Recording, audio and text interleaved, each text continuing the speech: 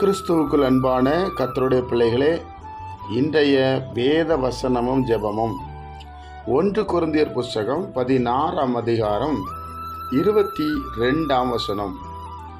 ஒருவன் கர்த்தராகிய இயேசு கிறிஸ்துவினிடத்தில் அன்பு கூறாமற் போனா அவன் சபிக்கப்பட்டவனாய் இருக்க கடவன் என்று அப்போஸ்தலனாகிய பவுல் கொரிந்தியர் பட்டணத்துக்கு எழுதுகிறார். என் அன்பு கர்த்தருடைய பிள்ளைகளே, காரணம் என்ன? இயேசு கிறிஸ்து நேரடியாக அப்போஸ்தலனாகிய பவுலை சந்தித்தார். கிறிஸ்தவத்துக்கு விரோதமாய் செயல்பட்டார். இயேசு கிறிஸ்துனுடைய போதனையை வெறுத்தார். இயேசு கிறிஸ்துவை ஆராதிக்கிறவங்களை அடித்து இழித்து அவங்களை சிறைச்சாலையிலே போடுகிற அளவுக்கு பவுல் சவுலாயிருந்த அந்த நாட்களில் சவுல் என்று சொல்லப்பட்ட பவுல் தான் இப்போ இதை எழுதுகிறார். அப்படிப்பட்ட ஒரு மனிதனை ஆண்டவர் சந்தித்து, நீ ஏன் என்னை துன்பப்படுத்துகிறாய் என்று சொல்லி ஆண்டவரை பற்றி ஏராளமான நிருபங்களை எழுத தேவன் கிருபை செய்திருக்கிறார். அவர்தான் இங்கே பரிசுத்த ஆவியானவர் மூலமாய் நமக்கு சொல்லுகிறார், இயேசு கிறிஸ்துவிடத்தில் அன்பு கூறாமல் போனால். ஏனென்றால் இயேசுனுடைய தியாகம் அவ்வளவு இருக்கிறது இந்த வேத புஸ்தகத்தில்.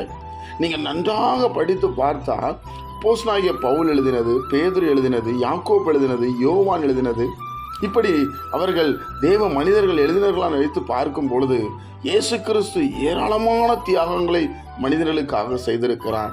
என் அன்பு கர்த்தருடைய பிள்ளைகளே, அப்போ மனிதனிடத்தில் அன்பு கூறாமல் போனால் பாவம் அப்படி சொல்லப்படலை. இயேசு கிறிஸ்துவனிடத்தில் உங்க அன்பு இயேசு மேல இருக்குதா? இயேசு மேல அந்த அன்பு இருக்குதா? யோசிச்சு பாருங்க.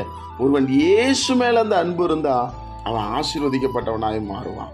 இயேசு கிறிஸ்துவனிடத்தில் அன்பு கூற வேண்டும் என்று வேதம் நமக்கு சொல்லுகிறது. அப்போ இயேசு மேல் அன்புன்னா அவர் சொல்றதை செய்யறதும் அவர் விரும்புறதை செய்யறது தான் அன்பு. ஒருத்தர் மேல் நம்ம அன்பு கூறணும்னா அவங்களுக்கு பிரியமா நம்ம நடக்கணும்ல. அப்போ நம்மளும் கர்த்தராகிய இயேசு கிறிஸ்துவின் சிந்தையை சார்ந்து அவருக்கு பிரியமாய் நடக்கிற ஒரு சுவாபத்தை நாம் பெற்றுக்கொள்ள வேண்டும். பிரியமானவர்களே, அப்படிப்பட்ட சுவாபம் நமக்கு வரும்போது நாம் ஆசீர்வதிக்கப்படுவோம். ஆண்டவருடைய கிருபை, ஏன்னா இயேசு கிறிஸ்துவத்தில் தான் எல்லா விதமான நல்ல சுவாபங்கள் உண்டு. நம்மளை நித்தியத்துக்கு கொண்டு போகிற அந்த பெரிய ஒரு ஆசீர்வாதம் இயேசு கிட்ட தான் இருக்குது. இயேசு தான் கொண்டு போக முடியும். அதனால தான் பிதாவாகிய தேவன் இயேசுவை மேன்மைப்படுத்தினார். இயேசு என்ன செய்தார்? பரிசுத்த ஆவியானவரை தந்தார்.